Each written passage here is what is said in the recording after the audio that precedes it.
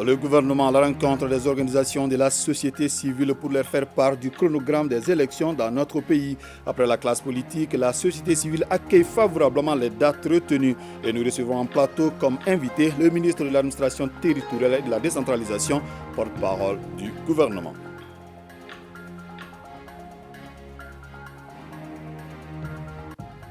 Cérémonie d'hommage à Amadou Ibrahima Issebere, 15 ans après sa disparition. Le diplomate poète est célébré par sa fille qui vient de rééditer l'un de ses recueils de poèmes. Le directeur général de l'ORTM toujours à l'intérieur après l'étape de Bougouni, Hassan Baba Djambélé et sa délégation sont à Sikasso. Cette démarche vise à sceller des partenariats gagnant-gagnant entre l'ORTM, les structures étatiques ainsi que les privées. Nous sommes heureux de vous compter parmi nous. Bonsoir à vous, merci et bienvenue dans cette édition. D'abord, le Conseil des ministres s'est réuni en session ordinaire ce mercredi 29 juin 2022 dans sa salle de délibération au palais de Koulouba sous la présidence du colonel Assimi Goïta, président de la transition, chef de l'État. Après examen des points inscrits à l'ordre du jour, le Conseil a adopté des projets de texte et entendu des communications. La lecture de ce Conseil avec vous, Ibrahim Djambélé, bonsoir. Bonsoir, Fousseni Tunkara, monsieur le ministre, notre invité, bonsoir. Bonsoir.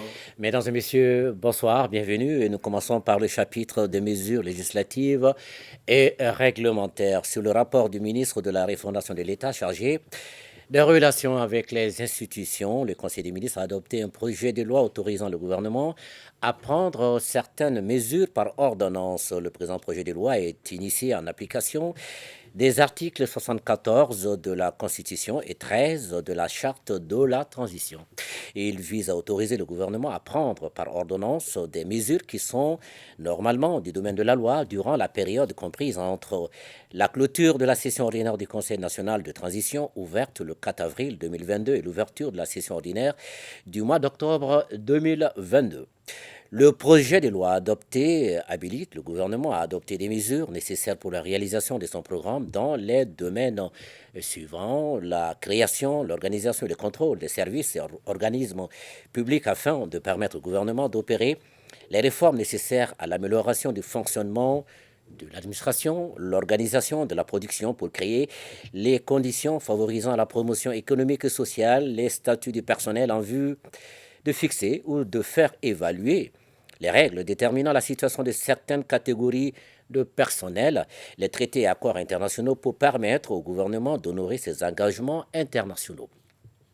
Sur le rapport du ministre de la Santé et du Développement social, le Conseil des ministres a adopté petit a, un projet de décret précisant les conditions d'inscription et de radiation au tableau de l'ordre des médecins du Mali. Petit b, un projet de décret précisant les conditions d'inscription et de radiation au tableau de l'ordre des chirurgiens dentistes du Mali. Petit c, un projet de décret précisant les conditions d'inscription et de radiation au tableau de l'ordre des infirmières et infirmiers du Mali. Petit d, un projet de décret précisant les conditions d'inscription et de radiation au tableau de l'ordre des pharmaciens du Mali. Petit c, petit e, un projet de décret précisant les conditions d'inscription et de radiation au tableau de l'ordre des sages-femmes du Mali. Les ordres des médecins, des chirurgiens dentistes, des infirmières et infirmiers, des pharmaciens et des sages-femmes sont des établissements publics à caractère professionnel ayant pour mission l'organisation et la représentation des personnes physiques et morales exerçant les professions des médecins, des chirurgiens dentistes, d'infirmiers, de pharmaciens et de sages-femmes. Pour que ces professions soient correctement exercées, les lois de création des différents ordres prévoient des dispositions comme l'inscription et la radiation au tableau de l'ordre concerné, c'est-à-dire l'habilitation à exercer ou non la profession. Les projets de décret sont initiés dans ce cadre. Ils déterminent, entre autres, les conditions d'inscription au tableau et de radiation des tableaux des différents ordres. Leur adoption permettra de renforcer la législation en matière de lutte contre l'exercice illégal des professions concernées. Au chapitre des communications, le ministre de l'Éducation nationale a informé le Conseil des ministres du déroulement de l'examen du diplôme d'études fondamentales. Le cycle des examens de fin d'année scolaire 2021-2022 a démarré le lundi 20 juin 2022. 2022 avec les épreuves écrites du certificat d'aptitude professionnelle. Il s'est poursuivi le lundi 27 juin avec l'examen du diplôme d'études fondamentales. La session 2022 du diplôme d'études fondamentales compte 237 540 candidats répartis dans 1801 centres d'examen. Cette session a enregistré la participation de 9 636 candidats déplacés dans les 10 régions concernées, dont 141 à Bassikonou, en Mauritanie, prise en charge entièrement par le gouvernement pour un coût de 171 millions de francs CFA. Sur instruction du président de la transition, chef de l'État, le lancement officiel a été effectué ici à Bamako, Académie Rive Droite, au centre 3 de Sogoninko, par le Premier ministre, chef du gouvernement. Le même jour et à la même heure, les membres du gouvernement étaient présents dans toutes les régions du Mali pour procéder au lancement des 10 examens. À la satisfaction générale, les épreuves se sont déroulées normalement dans un climat social apaisé. Aucune fuite de sujet n'a été signalée. Le ministre de l'Enseignement supérieur et de la Recherche scientifique a informé le Conseil des ministres du processus de recrutement de 117 enseignants-chercheurs, dont 59 maîtres assistants et 58 assistants au titre de l'exercice budgétaire 2022. Conformément à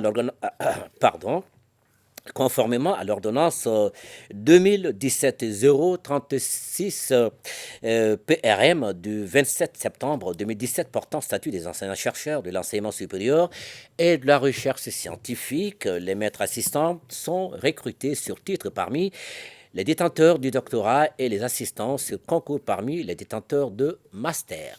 Ce processus est lancé pour combler le déficit d'enseignants-chercheurs face au flux exponentielle d'étudiants. Le ministre du Travail, de la fonction publique et du dialogue social a informé le Conseil des ministres du processus d'organisation de la conférence sociale dans le domaine du travail. L'organisation d'une conférence sociale dans le domaine du travail est une recommandation forte des Assises nationales de la refondation. Elle a été aussi retenue par le gouvernement comme une des activités prioritaires de l'adoption d'un pacte de stabilité sociale, sécuritaire et de croissance. L'objectif général visé par la conférence sociale est d'identifier les moyens et les mécanismes permettant d'aboutir à une stabilité sociale durable. 3 thèmes seront discutés au cours de la conférence. Il s'agit de la politique salariale de l'État, de la liberté syndicale et de l'exercice du droit de grève, du dialogue social. La tenue de la dite conférence permettra entre autres de faire un diagnostic clair des causes réelles de la détérioration constante du climat social et d'identifier les inégalités salariales et leurs causes pour plus d'équité et de justice sociale et d'identifier les besoins de renforcement des capacités des acteurs tripartites, de favoriser l'élaboration et la signature d'un pacte de stabilité sociale, sécuritaire et de croissance. Le ministre de la Santé et du Développement social a informé le Conseil des ministres de l'évolution de la maladie à coronavirus marquée par une augmentation du nombre de cas testés positifs par rapport à la semaine précédente. Le président de la transition, chef de l'État, a appelé la population au respect strict des mesures de prévention et de lutte contre la maladie. Fousseni Tounkara, à vous. Merci beaucoup, Ibrahim Djambélé. Après les cadres des partis politiques, le gouvernement vient de présenter aux organisations de la société civile le programme des échéances électorales à venir. C'est les échanges sur ces dates. Ces différentes réformes se sont tenues au centre de formation des collectivités territoriales. La société civile accueille favorablement les dates retenues. Fadima Keita. Les différentes présentations, à commencer par le projet de chronogramme des scrutins, proposent à la société civile les dates des échéances électorales suivantes. Le scrutin référendaire est prévu pour mars 2023, des conseillers des collectivités en juin 2023, le second tour des députés à l'Assemblée nationale en novembre 2023 et enfin le second tour de l'élection du président de la République au mois de février 2024. Mais avant, des réformes électorales et institutionnelles sont impératives comme l'installation de l'autorité indépendante de gestion des élections la prise en compte de la nouvelle réorganisation territoriale. Celle-ci dote chacune des 20 régions, dont le district de Bamako, des circonscriptions administratives et des collectivités territoriales opérationnelles. Ces élections, qui se tiendront sur la base de ces nouvelles circonscriptions électorales, nécessitent la participation inclusive des organisations de la société civile. Participation indispensable à la mise en place efficiente d'un dispositif de suivi des élections et réformes. Les réformes qui ont été proposées doivent être les réformes qui cadrent avec nos besoins, qui répondent aux attentes essentielles des populations. Donc il va falloir les identifier ensemble, leur donner un contenu. Considérez déjà que vous êtes partie prenante doucement de ce processus de réforme et du plan de communication qui va être développé pour justement le soutenir.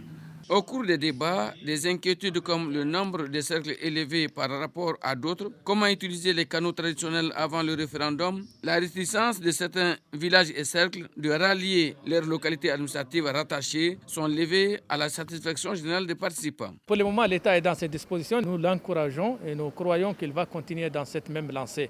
L'essentiel pour nous est que cette nouvelle constitution prend en charge ces réformes politico-institutionnelles et que la CEMA participe activement à la rédaction et aux assises qui vont être en marge de sa rédaction. Pratiquement, on n'a pas eu de voix dissonante par rapport à ce chronogramme, par rapport à cette réorganisation territoriale. C'est des inquiétudes qui ont été données, c'est des observations qui ont été faites et des commentaires qui ont été faits. Donc ce qui veut dire que ça va dans le bon sens. Mais ce bon sens, je dis encore, je répète, il faut qu'on le nourrisse. Que ce cadre de concertation s'inscrit dans cette même dynamique de retrouver un large consensus et sont donc d'une importance capitale pour la réussite de la transition, qui passe par les réformes pertinentes pour la refondation de l'État, l'organisation d'élections transparentes, crédibles et apaisées. Les organisations de la société civile ont été consultées chaque fois que les questions électorales et les réformes politiques et institutionnelles ont été débattues. Le contexte actuel de notre pays appelle de chacune et de chacun de nous une unité des cœurs et des esprits en vue de sortir notre pays de la crise. La relecture et l'adoption des textes connexes aux élections tels que la charte des partis politiques, la loi sur le régime des députés, les innovations consensuelles apportées dans la loi électorale sont entre autres démarches pouvant faire du Mali un pays démocratique, envié et fiable. Je vous l'annonçais dans les titres, comme annoncé tout à l'heure, nous avons comme invité le ministre de l'administration territoriale, porte-parole du gouvernement. Avec lui, il sera question des chronogrammes des échéances électorales dans notre pays. Monsieur le ministre, bonsoir. Bonsoir. Alors d'abord, présentez-nous ces chronogrammes. Merci infiniment. Au nom de nos plus hautes autorités, j'ai l'insigne honneur de donner lecture de 2 chronogrammes. D'abord, le chronogramme des réformes politiques et institutionnelles, qui comporte 4 grandes activités. La première activité, c'est l'adoption et la promulgation de la loi électorale.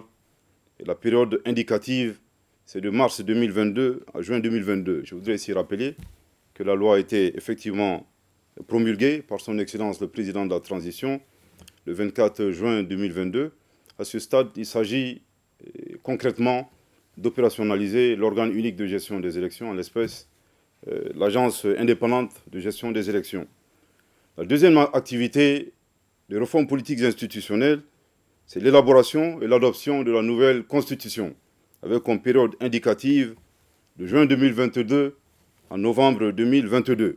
Je voudrais ici rappeler que par décret numéro 2022-0342/PTRM du 10 juin 2022, son Excellence, Monsieur le Président de la Transition, a mis en place une commission de rédaction de la nouvelle constitution qui doit finaliser son travail dans un délai de 2 mois.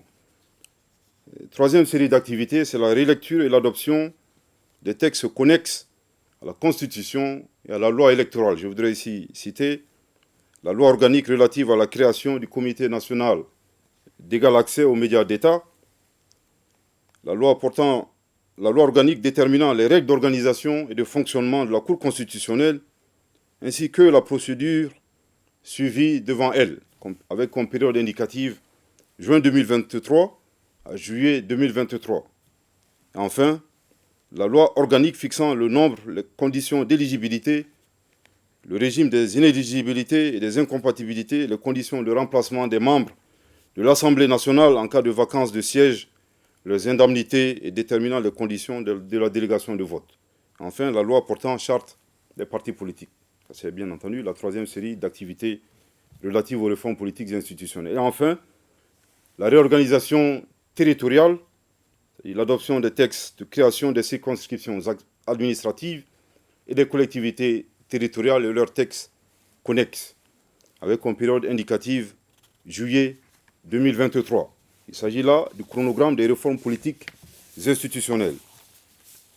Concernant le chronogramme du référendum constitutionnel et des élections. Pour le référendum constitutionnel, la date retenue est le dimanche 19 mars 2023. Pour l'élection des conseillers des collectivités territoriales, conseillers communaux, conseillers de cercle, conseillers de région et du district, la date retenue, c'est le dimanche 25 juin 2023. Pour les élections législatives, le premier tour, c'est le dimanche 29 octobre 2023. Toujours pour les élections législatives, le second tour, ce sera le dimanche 19 novembre 2023. Et enfin, pour l'élection du président de la République, le premier tour, c'est le dimanche 4 février 2024. Et le second tour, c'est le dimanche 19 février 2024. Je voudrais ici rappeler que les versions détaillées des différents chronogrammes seront publiées, vulgarisées et expliquées à l'endroit de notre opinion nationale et de l'opinion internationale.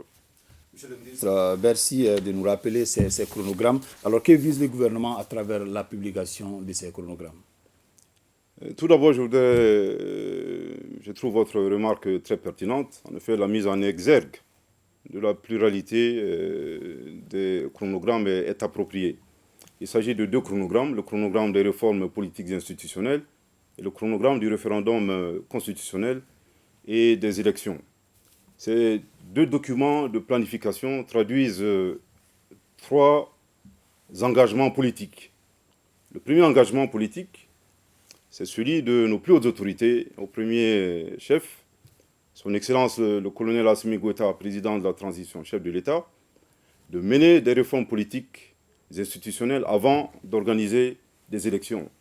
Et cet engagement est conforme à la demande expresse de notre peuple. Le deuxième engagement politique, c'est, vous vous souviendrez qu'à la sortie des assises nationales de la refondation, le peuple malien a fait le souhait, bien entendu, de mener des réformes politiques et institutionnelles. Et c'est sur la base de cet engagement que nos plus hautes autorités, évidemment, ont promis de retourner à l'ordre constitutionnel. Je voudrais ici rappeler qu'il ne s'agit pas de n'importe quel ordre constitutionnel. Il s'agit d'un ordre constitutionnel, un nouvel ordre constitutionnel qui sera gage de paix, de stabilité et de bonne gouvernance, après avoir mené ces réformes politiques et institutionnelles. Et le dernier engagement consistait à trouver un compromis entre les aspirations du peuple malien souhaitant mener des réformes politiques et institutionnelles avant des élections et les exigences de la CEDEAO qui envisage une transition sous une perspective exclusivement électorale. Voilà un peu ce que symbolise l'adoption de ces deux chronogrammes. Alors, Monsieur le ministre, depuis des jours, la publication de ces chronogrammes fait couler beaucoup d'encre et de salive. Alors, ces chronogrammes sont-ils réalistes? Je voudrais ici, tout d'abord, si vous le permettez, insister un peu sur la nature d'un chronogramme. Le chronogramme, c'est tout simplement un document de planification qui comporte une série d'activités à mener de manière chronologique et ordonnée pour aboutir à un résultat et, bien entendu, réaliser un certain nombre d'objectifs. Grâce à ces chronogrammes, nos plus hautes autorités balisent davantage le cap à mener pour un retour à l'ordre constitutionnel. Après, bien entendu, l'adoption du décret prorogeant la transition jusqu'au 26 mars 2024. Par ailleurs, il est très important de préciser, en tout cas c'est notre conviction, que le gouvernement trouve ce chronogramme réaliste. Hier, nous avons échangé avec les partis politiques et les organisations de la société civile. En plus d'être réalistes, ils ont l'avantage de respecter les orientations de notre peuple qui souhaite mener une série de réformes politiques et institutionnelles prioritaires avant d'organiser des élections. En tout cas, au nom de la redevabilité, voilà des indicateurs palpables qui illustrent la volonté du gouvernement d'exécuter les conclusions et les recommandations des assises nationales de la refondation. Je voudrais ici rappeler quelques actions très fortes. C'est la création de la commission chargée de la rédaction d'une nouvelle constitution, l'adoption puis la promulgation de la loi électorale qui crée notre organe unique indépendant de gestion des élections, l'agence indépendante de gestion des élections, et aujourd'hui la nomination des membres de la commission nationale indépendante chargée du suivi et de l'évaluation des assises nationales de la refondation. Voici autant d'éléments très palpables qui illustrent à souhait la volonté inébranlable de nos plus hautes autorités de mener ces réformes politiques institutionnelles et de retourner à un ordre constitutionnel. Alors aujourd'hui, ces chronogrammes sont publiés. Est-ce que vous avez les mécanismes pour assurer la bonne mise en œuvre de ces chronogrammes? Je voudrais ici rappeler la vision de son Excellence le colonel Assimi Goïta, président de la transition, chef de l'État, qui est de mener, en tout cas d'organiser des élections crédibles, transparentes et apaisées, en tenant compte d'un certain nombre de principes, notamment l'inclusivité et le consensus. En tenant compte de ces caractéristiques et par souci de transparence, le gouvernement, de manière très volontaire, a décidé de mettre en place deux mécanismes de suivi et d'évaluation du chronogramme. Le premier mécanisme implique la communauté internationale et le second mécanisme sera créé et fonctionnel au sein des cadres de concertation entre le ministère de l'administration territoriale et de la décentralisation, d'une part, et les partis politiques, et le second cadre de concertation entre le ministère de l'administration territoriale et de la décentralisation avec les organisations de la société civile. Je voudrais ici saisir l'opportunité pour remercier, au nom de nos plus hautes autorités, la classe politique, les acteurs de la société civile et les forces vives de notre nation pour leur engagement et leur détermination. Ils ont accompagné la transition depuis le début et ils ont régulièrement participé aux différentes concertations, en particulier celle d'hier. Okay. Alors votre mot de la fin à l'endroit du peuple malien? Le mot de la fin, je voudrais demander à la classe politique, aux organisations de la société civile et aux forces vives de notre nation de nous faire confiance. Le seul objectif de ces mécanismes de suivi et d'évaluation est de procéder de manière conjointe à un constat partagé des progrès accomplis par le gouvernement et des éventuelles difficultés. Que le bon Dieu nous en préserve, je ne le souhaite pas. Et je crois que personne n'aurait imaginé il y a quelque temps qu'une pandémie comme la Covid aurait pu paralyser le monde. Ou encore, aujourd'hui, nous vivons les conséquences de la situation sécuritaire en Ukraine. Voilà un peu des difficultés. Mais le plus important, c'est de travailler dans le cadre de la transparence, de faire les constats, et une fois les constats effectués, de faire des propositions et des ajustements nécessaires.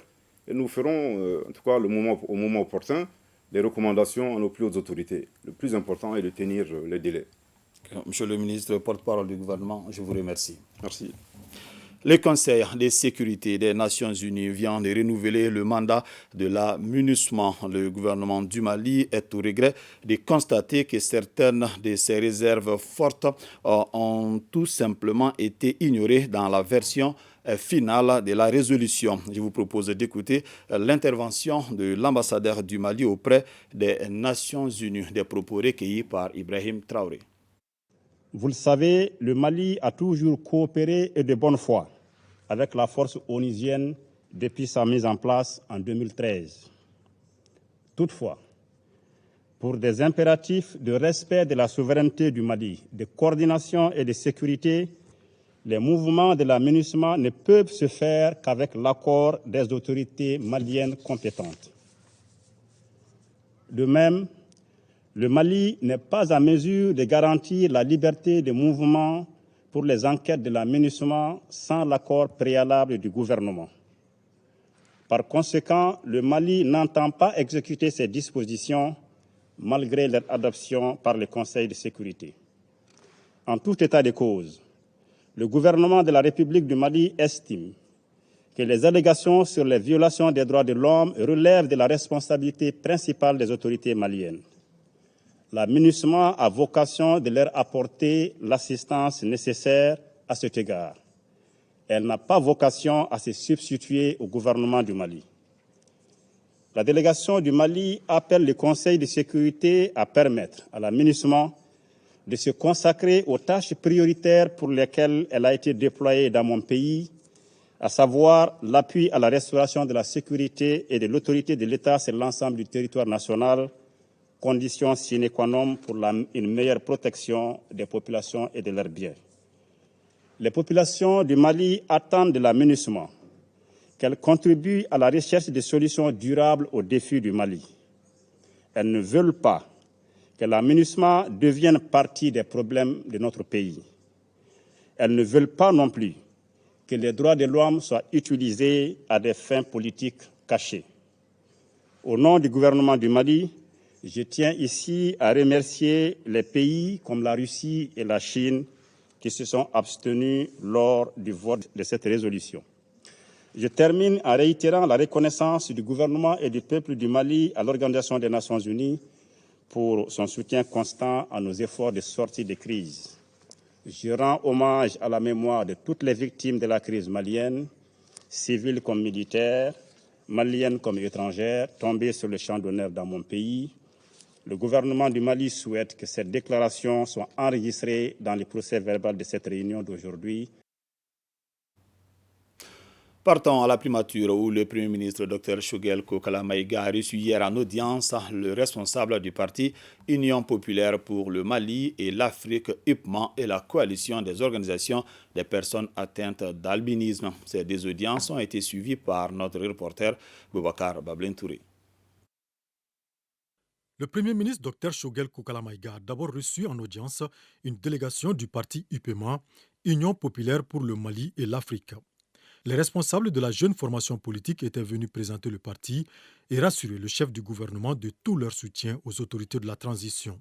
Et que cette transition puisse réussir, ça dépend de tous les bords politiques. Aujourd'hui, le parti UPMA a participé à toutes les rencontres qui ont été proposées par le gouvernement. Nous avons été présents. Le parti UPMA aussi s'est fait une obligation de faire un soutien à la transition. Et je peux dire que ce sont des partis qui le font. Occasion pour le vice-président de l'UPMA de féliciter le Premier ministre pour la bonne organisation du DF cette année. Pratiquement, la transition a touché tous les segments intéressant la jeunesse. Et la preuve palpante aujourd'hui, c'est surtout la réussite de l'organisation du DF. Ça me fait plus de 20 ans, cette année, c'est l'examen, le DEF là a été à la une. On est ensemble pour refonder le Mali. On est ensemble pour reconstruire notre pays. On est ensemble pour redonner au peuple malien son honneur, sa dignité, sa souveraineté et son indépendance de décision. La coalition des organisations des personnes atteintes d'albinisme a aussi été reçue par le chef du gouvernement. Cette coalition est venue partager une préoccupation majeure avec le Premier ministre. Depuis que nous sommes dans la promotion et la protection des personnes avec albinisme, jamais en l'espace d'une année, on a eu 4 assassinats déclarés. Et beaucoup de cas sous-déclarés dont nous n'avons pas les preuves, que nous ne pouvons pas énumérer dans nos dits. Mais nous avons enregistré aujourd'hui 4 déclarations d'assassinat et une tentative d'enlèvement récemment d'une fillette de 2 à 3 ans sur le tronçon Zantigila-Fana. Monsieur le Premier ministre, nous n'avons jamais eu une situation d'assassinat de personnes avec albinisme où justice a été rendue. Ce que je vous conseillerais, c'est de recenser l'ensemble de vos préoccupations dans un mémorandum que vous allez nous adresser par écrit. Je l'examinerai, je le ferai examiner au niveau de mon cabinet et l'imputerai au ministre concerné. Si c'est nécessaire, même faire une réunion interministérielle pour regarder qu'est-ce qui peut être fait pendant la durée de la transition pour les personnes vivant avec l'albinisme. Pour qu'à la fin de cette transition, comme toutes les autres couches sociales du Mali, vous puissiez dire que dans le processus de refondation de l'État malien, nous aussi, nous avons participé en soutenant la transition et en posant de façon claire les problèmes que vivent les albinos. Et que au moins une, deux, trois, quelques questions au moins auront été résolues. Vous aurez la grande satisfaction morale et le gouvernement aussi. Ces propos du Premier ministre, selon le président de la coalition, constituent une lueur d'espoir pour l'avenir des personnes atteintes d'albinisme.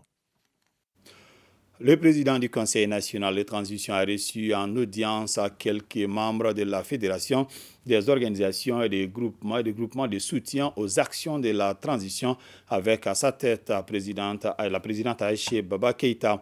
Au cours de cette audience, les échanges ont porté sur la loi électorale, les institutions de la transition et la valorisation de nos langues comme l'Enko. À noter que la Forçat civile est une fédération qui regroupe une vingtaine d'associations. Pour plus de précisions, nous vous proposons d'écouter Aïché Baba Keïta, présidente de la Forçat civile. Elle est au micro de Tamsir Diabaté. La Fédération des organisations et regroupements qui soutiennent les actions de la transition, la Forçat civile, a eu l'honneur d'être reçue aujourd'hui par le président du CNT, surtout pour parler de nos objectifs, des missions que nous nous sommes assignées. Nous nous sommes assignés comme mission de soutenir les actions de la transition, de servir de relais entre les institutions de la transition et le citoyen lambda.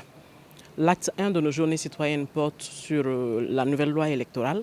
Nous sommes venus prendre conseil auprès du président du CNT et des honorables conseillers pour qu'ils nous expliquent les tenants, les aboutissants, les avantages des amendements qu'ils ont faits dans cette nouvelle loi qui est très appréciée au niveau des populations que nous avons pour le moment approchées pour communiquer sur cette nouvelle loi. Nous leur avons proposé notre programme d'activité qui consiste toujours à faire des plaidoyers, des sensibilisations, des communications et surtout communiquer sur les grands axes. La Forçat aujourd'hui est une fédération d'organisations, associations et regroupements.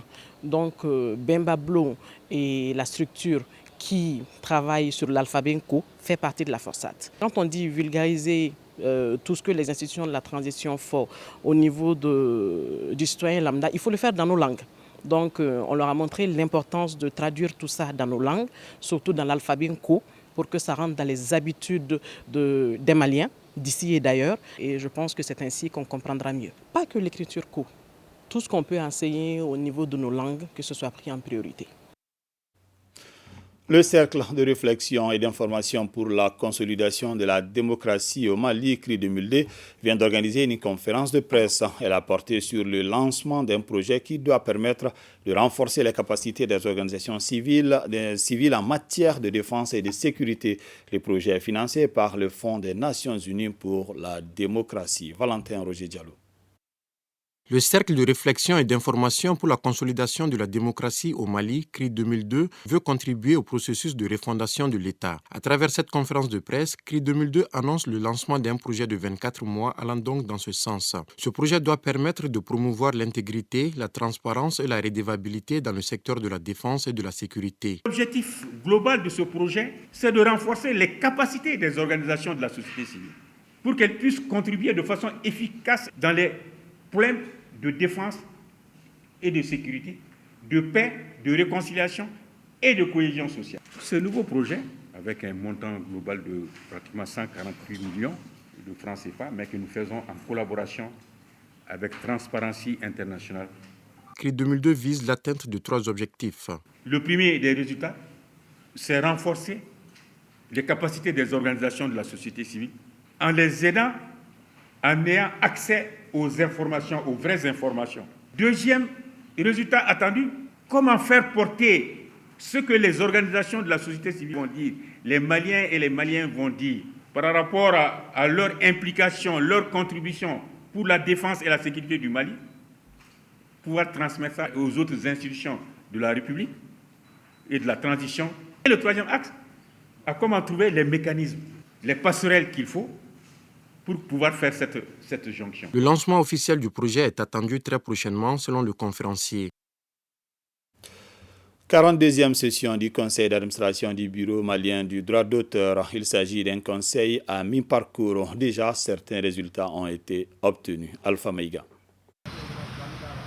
Autour de cette table, les administrateurs du bureau malien du droit d'auteur. Ils sont ainsi réunis en conseil d'administration. Cette session est une session à mi-parcours et il sera question d'examiner et d'adopter les comptes rendus ici de la 42e session ordinaire du bureau malien. Ensuite, il sera question d'examiner et adopter les budgets à mi-parcours. Le montant de la réalisation s'élève aujourd'hui à 510 millions contre une prévision de 575 millions 796 710 francs CFA. Ce qui a été réalisé du recouvrement des arriérés des redevances des droits d'auteur auprès des téléphonies, des sociétés de téléphonie et surtout auprès des organismes de radiodiffusion. Occasion pour le ministre en charge du domaine de féliciter les administrateurs pour les quelques résultats obtenus. Aussi, exhorter les administrateurs à relever les défis. Les défis restent énormes et nous exhortons le Bureau malien de droit d'auteur à redoubler d'efforts afin d'améliorer les performances de recouvrement des arriérés surtout et de diversifier les ressources. Les actions menées sont évidemment en faveur des auteurs qui ne demandent qu'à vivre dignement du fruit de leur création. Et d'ici là, les regards sont tournés sur les recommandations issues de la session. Recommandations qui serviront de boussole pour le bien-être des artistes.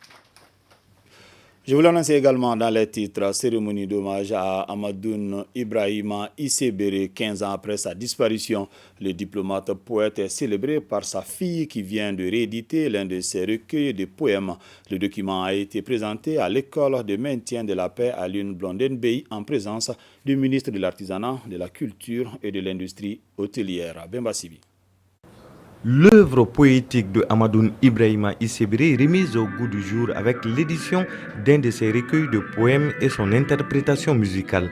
Un hommage mérité pour ce diplomate, homme de culture et poète qui nous a quittés il y a 15 ans. Il s'agit d'un recueil de poèmes de feu Amadoun Ibrahima Issebere qui est constitué de poèmes inédits et de poèmes déjà édités de son vivant. Et c'est un recueil de poèmes qui est accompagné d'une clé USB qui contient de la poésie que j'ai mis en musique avec plusieurs artistes maliens et internationaux d'ailleurs. Et l'idée de ce projet composé, c'était pour rendre hommage à l'homme qui était un homme de culture, qui aimait toutes les formes d'art. Et cette année, 2022, c'est la 15e année de son décès. Le combat pour perpétuer la mémoire de Amadoun Issebere a donc abouti. Ses publications sur la mélancolie, la joie ou encore la mythologie sont désormais disponibles à la fois en format écrit et audiovisuel.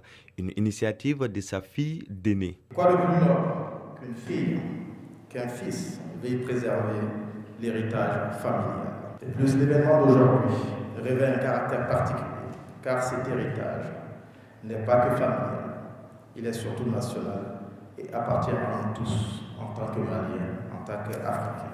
D'autant plus que la fonction de diplomate a fait de Amadoun Ibrahima Issebere un homme connu sur le continent africain. L'homme a marqué de son empreinte indélébile son époque, de sa plume acerbe et hermétique, ses lecteurs également, par son charisme et son élégance, le monde de la diplomatie.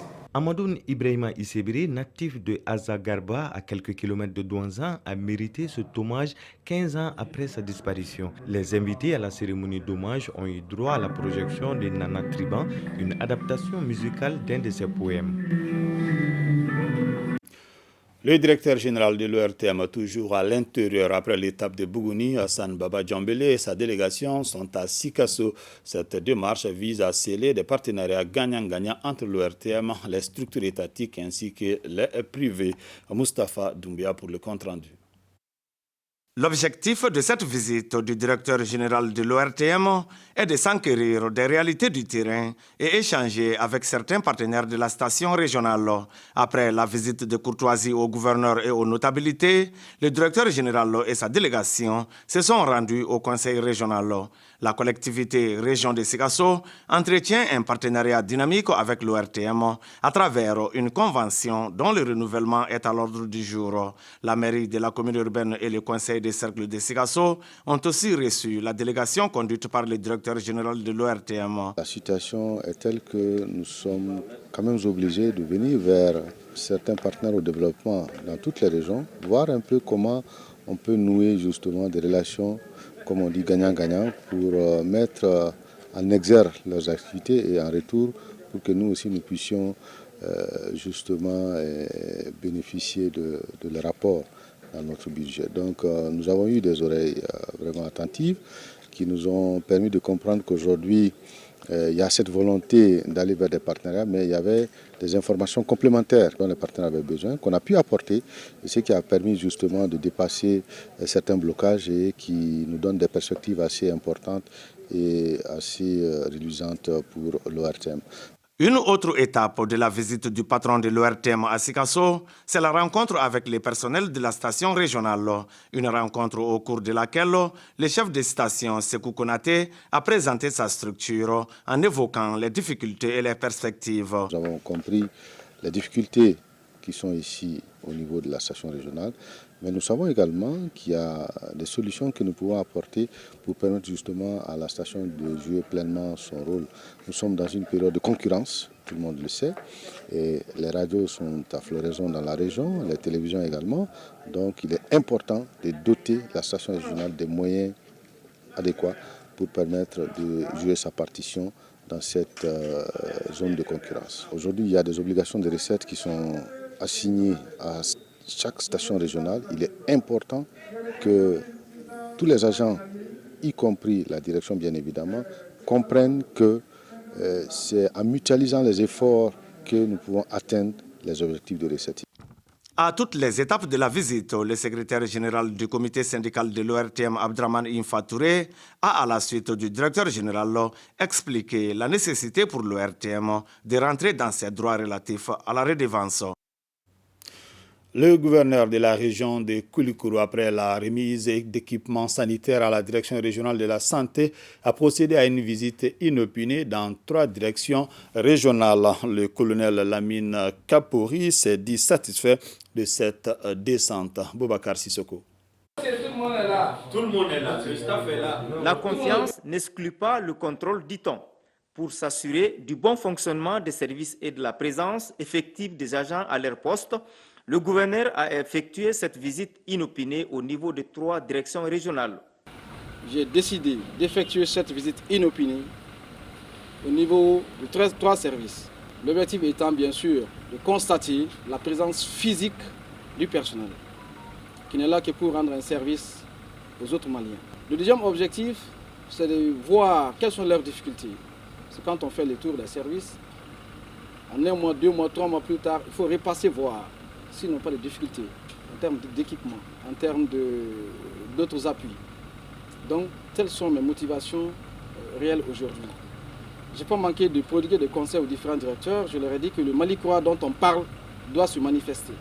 La mission des services publics est un sacerdoce qu'on doit accomplir avec engagement et probité, indique le chef de l'exécutif régional. La base, c'est le sommet.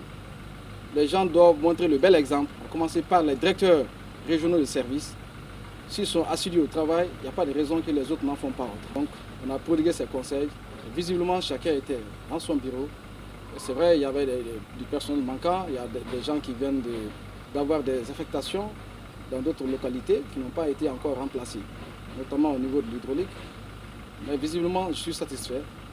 Loin des projecteurs et caméras, le gouverneur de la région promet de continuer à suivre le bon fonctionnement des services publics pour la satisfaction des populations. L'Assemblée générale des caisses associatives d'épargne et de crédit des entrepreneurs et commerçants. Parmi les sujets à l'ordre du jour, le point des activités menées par la caisse entre 2020 et 2021. Adam Koulibaly. La KEC Djiguissémé, structure de microfinance en place chez nous il y a 19 ans, ses responsables sont dans les travaux d'échange sur les activités d'appui menées du 1er janvier au 31 décembre 2021, avec comme toile de fond le rappel des domaines d'intervention de la microfinance et la situation des caisses. Notre entreprise, c'est le réseau des caisses associatives d'épargne et de crédit des entrepreneurs et commerçants du Mali. Nous intervenons dans le cadre de l'offre des services d'intermédiation financière à la population malienne de façon générale. Donc nos produits sont de deux catégories, notamment le crédit commercial et le crédit agricole qui est accordé en milieu rural. Le directeur général de la KEC, devant les délégués de la structure de microfinance invités de ces régions d'intervention, a souligné sa satisfaction de la gestion des caisses. En termes de satisfaction également, nous relevons que notre institution reste suffisamment capitalisée. Pour une norme de 15%, la KEC a un taux de capitalisation de 44,47%. Donc, ce qui est un indicateur très favorable d'autonomisation financière de notre institution. Malgré la crise, nous avons accordé à l'échelle de tout le Mali plus de 5 milliards de crédits à l'ensemble des opérateurs économiques et paysans du Mali. Les entraves du développement actuellement, pour qui connaît le pays, c'est d'abord l'insécurité qui fait que nos mouvements ont été très réduits sur le terrain. Donc tant que les clients ne sollicitent pas de prêts, la caisse ne peut pas réaliser quand même des produits financiers. Les travaux de cette assemblée générale annuelle seront bouclés avec la récompense des 3 meilleures caisses, une manière d'encourager les agents de continuer à serrer la ceinture. Parlons de la première édition du Salon des médias qui se tiendra à Bamako du 30 juin au 2 juillet prochain au Palais de la Culture Amadou en Pateba. L'information a été donnée au cours d'une conférence de presse organisée par l'agence de communication La Différence. Boubacar Bablentouré. Notre pays connaît une prolifération de mass médias. Ce secteur est aujourd'hui confronté à beaucoup de difficultés, dont la principale est d'ordre financier. C'est en vue de mieux organiser le domaine que l'idée de la tenue du Salon des médias a germé. En prélude à la première édition de cet événement, l'agence de communication La Différence, initiatrice du salon, a tenu cette conférence de presse. Nous avons certains objectifs qu'on veut atteindre pendant ce salon. C'est informer et sensibiliser le public sur le rôle des hommes des médias, amener les acteurs des médias à promouvoir la formation continue, s'approprier efficacement de nouvelles technologies, l'information et la communication, promouvoir la communication digitale, promouvoir les produits et activités des médias. Prévu du 30 juin au 2 juillet prochain au Palais de la Culture Amadou en Pateba, plusieurs activités seront au cœur de ce salon des médias. Il y aura des panels, il y aura des stands. Les stands seront mis à la disposition des organes des médias. Nous avons des émissions de télé, de radio, qui se passe aujourd'hui, que le public aime beaucoup, que le public écoute à travers leur contenu. Nous allons essayer de les amener sur le site du Salon des médias, afin que les gens arrivent à les découvrir.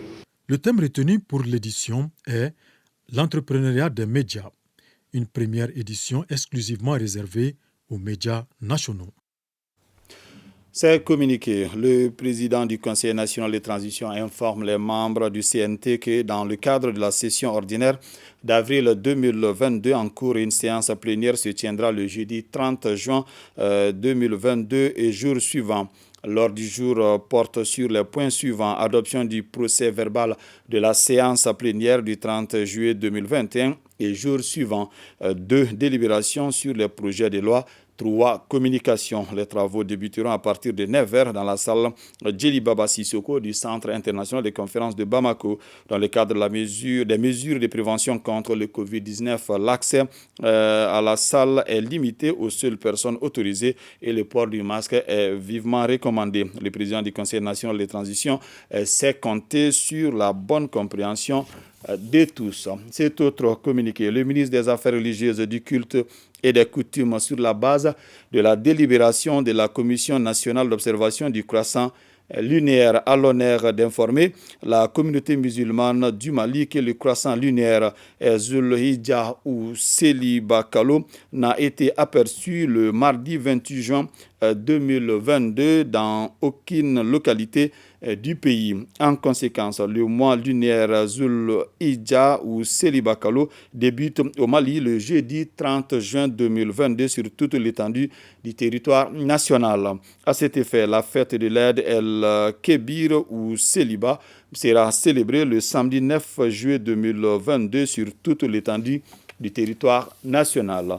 Nous terminons par les points Covid du jour. Les services de santé ont enregistré 3 nouveaux cas positifs sur 569 tests réalisés, 5 patients guéris et 0 décès. À ce jour, 17 patients sont sous traitement.